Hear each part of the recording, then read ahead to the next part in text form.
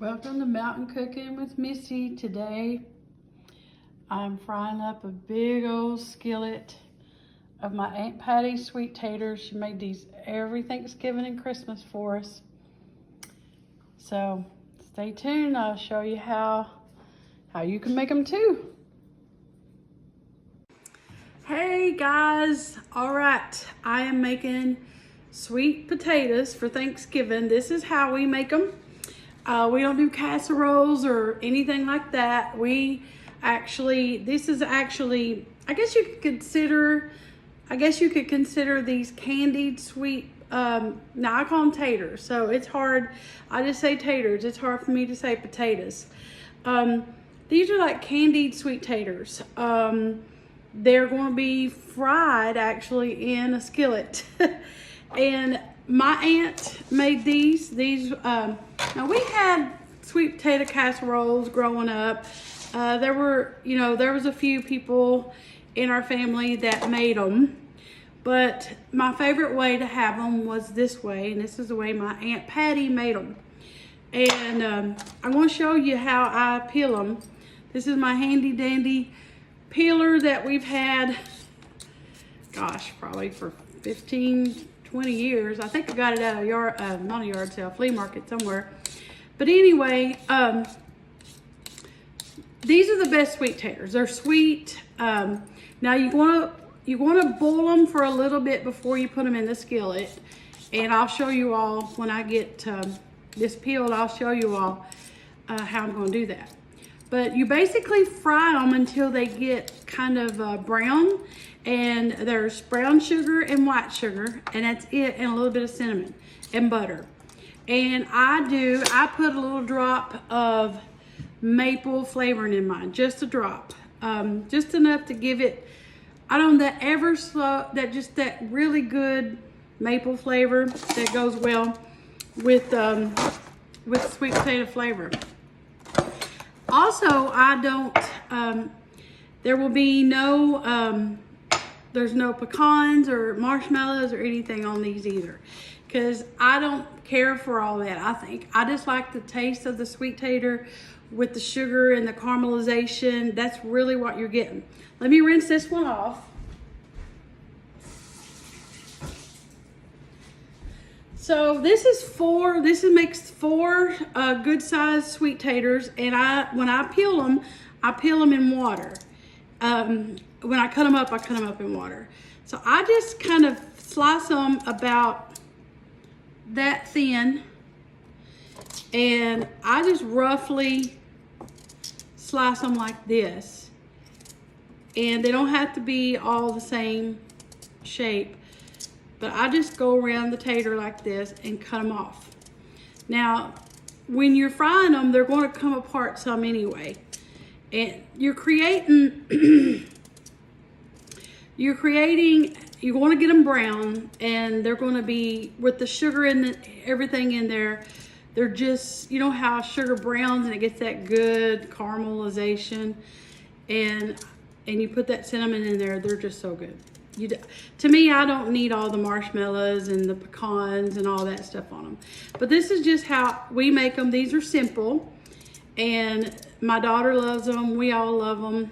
My husband won't eat a sweet tater to save his life, so it's all right. We'll make up for it. So now I slice mine in water, and I'm going to go put them on the stove in a cooker and just let them. I'm going to bring the water to boil, and when I bring the water to boil, I'm just going to put them in the water and let them boil only just probably a couple minutes, and then we'll put them in the skillet to fry them. Now this is about, I think I said that was 4 sweet potatoes, a good medium size. So this is relatively a small batch because this is only going to be for us today. But when it comes to fixing sweet potatoes for people, I usually allow 1.5 people per sweet potato. That sounds crazy, but say if you're going to be feeding, 10 people, then, about 5, 6 sweet potatoes is really, this size will be plenty. So But I don't measure, so there's no actual recipe for this. Never saw my aunt use a recipe, but this is how she made them. And y'all, I tell you, all of our family love Aunt Patty's sweet potatoes. And they're just so good. We always say, Aunt Patty, you gonna fry sweet taters? And yeah, her sweet taters and her dressing was the best. And this is, I'm excited to make them. And I always sneak me a few raw ones because I love sweet taters. So when I come back, we'll be over at the stove, okay? So as you see there, the water is fixing to boil. So what I do is just I'm gonna put my taters down in this water and let them boil. When it comes up to boil, I'm gonna they only need to boil a couple of minutes, maybe 5 minutes at the most, because you want to get them. You want to get them tender, and since sweet potatoes are so hard, it takes them a little while to get done. So flash boiling them a little bit helps, because when you put them in the skillet, you want them to be on their way to being done. That way, and when you put them in the skillet, you're basically browning them off and getting them caramelized and getting all that good stuff in there. So we'll let these boil. And when I come back, I'll show you guys before I put them in the skillet and let you see. And here we go. So gonna let them boil. Already got my skillets on really low, like very low, and I just got my butter in there, letting it slowly melt. That is a stick of unsalted butter. So when we come back, we'll get started frying them. Okay guys, we're back, and as you can see, the taters have cooked some. They're not all the way cooked, but just what you want. And what I do, let me move my camera just a little closer for y'all. What I do, I just put them right over in the skillet. Got my butter melted. Now you don't want your butter really hot. You don't want to burn it.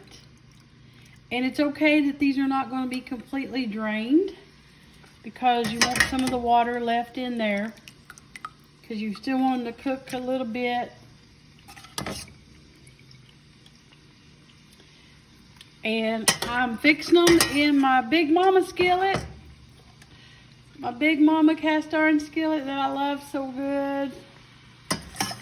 I use her for everything. And I like the big skillet because I can spread out, spread the taters out, not overcrowd it. And that way they all can have a chance to get good and brown. Let me set this over here out of the way.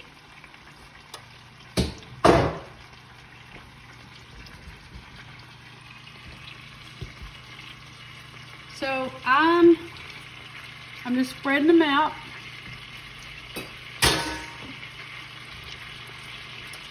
And you hear them start to fry. So now we're going to add our sugar to it. We're going to do, this is a half a cup of brown sugar. You can use light, or you can use light brown, whatever you have. And I'm doing a half a cup of white sugar.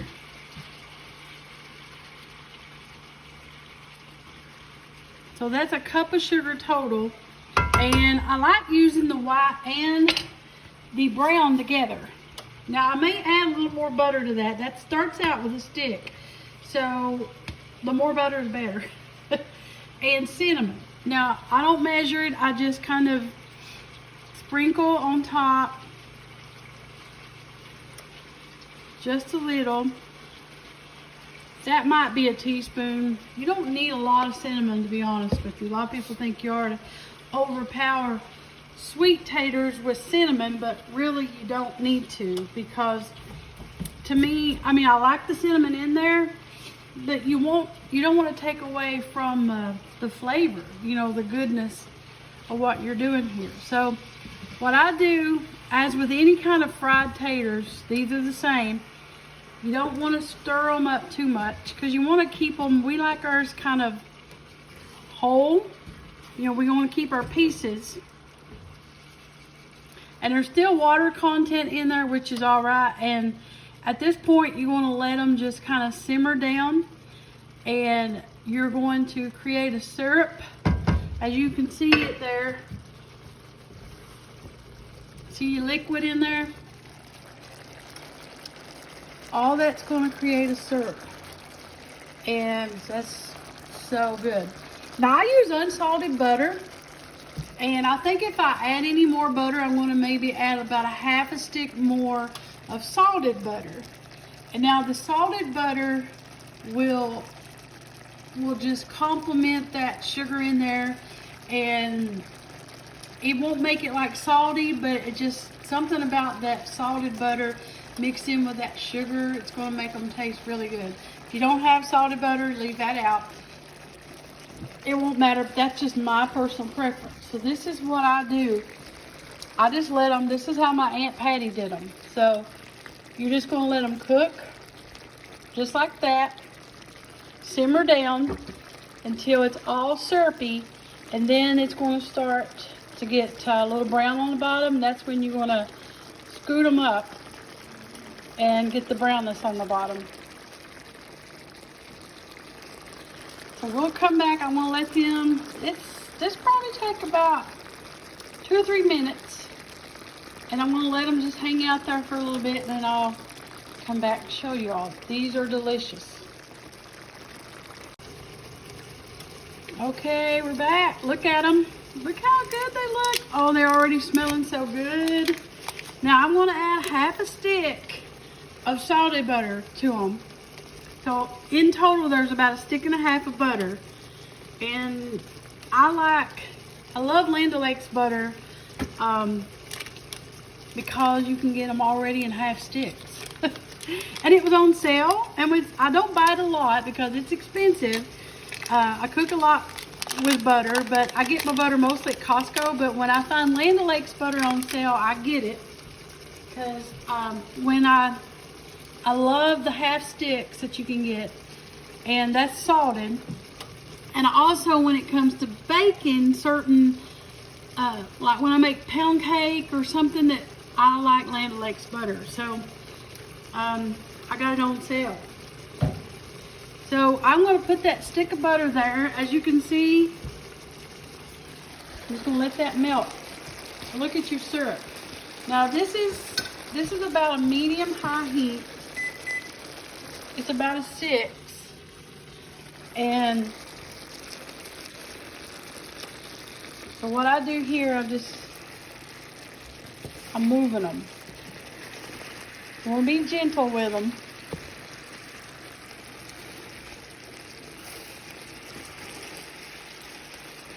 And that butter's starting to melt already. It'll be so good. Now, if you wanted to, if you were one of them people that you wanted your marshmallows and the nuts and all that on it, when these get brown, you could top it with some miniature marshmallows or pecans or whatever you want to do, and throw it in the oven for probably 375. Throw it in the oven and let all that melt down if you wanted. You could do that and still get like a casserole vibe from it if you wanted to, but I like leaving all that off for me personally. But you can always do this method if you like all that. If you can always do this method, just what I'm doing here. If you don't have a cast iron skillet, you can just use any kind of non-stick large skillet, and you can when they start getting brown and getting that thick good syrup on them, then that's when you would throw your miniature marshmallows on. I would do the pecans first and then the miniature marshmallows. And then I would, like, if you wanted to, then you could just throw them in the oven. So my butter's just about melted. Look at that good thick syrup. So these are Southern candied sweet potatoes. Basically is what these are. They're candied and they're not mushed up. They're going to caramelize a little bit still yet. It may take a few more minutes. But these are mouth watering, I tell you. I can't wait to tear into them. My daughter's going to love them. Look at that. So when we come back, we'll finish up and let you all see what they look like. Hey guys, while them taters are about to finish up here, I want to give you a quick tip about brown sugar. Now, if you don't have brown sugar laying around and your recipe calls for brown sugar, all brown sugar is regular white sugar that's had molasses added to it. Now, I buy mine in big sacks like this from Costco, and it's about time for me to go get another bag because it's baking season. But that's really all brown sugar is. It's white sugar with molasses in it. And if you smell it, you can smell that molasses. So if your recipe calls for brown sugar, just take you, like if it calls for a half a cup of sugar, brown sugar, just take a half a cup of white sugar and take you a tablespoon of molasses and put in there, and take your fork and just stir it around. Now in my sweet taters, I added brown sugar. If you're out, that's all you do. Just add, throw in a little molasses if you have it. That will work just as good. But that's a little tip in case you didn't know. That's all brown sugar is. It's white sugar with molasses added to it.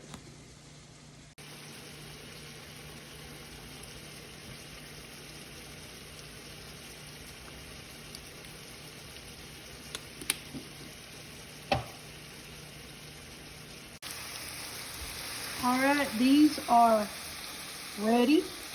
See, now they're starting to actually fry. So what I do is just turn them. You see the brown bits, that's what you want. Some of them brown bits. And that's where you get your flavor. It's so good, look at that. So they are done. And see that? Good old fried candied sweet taters. I'm going to turn the heat off. And when I turn the heat off, I'll just let that side brown and they'll be ready to serve. I'll let them cool down because they're hot. They get so hot. But these are good. Look at that. See that brown bits of sugar there? That's what you want right there. These are delicious, perfect for your Thanksgiving table, guys. If you've never, some people just get tired of eating sweet taters the same old way. So if you've always had them like in a souffle or a pie or a casserole where they're kind of mushy, try this and just see how your family likes it. But these are a family favorite of ours. Good old sweet taters. Aunt Patty's sweet taters is what I call them. She's the one who showed me how to make them. They're so good, guys. Thank y'all for watching Mountain Cooking with Missy, where it's nothing fancy, just good eating.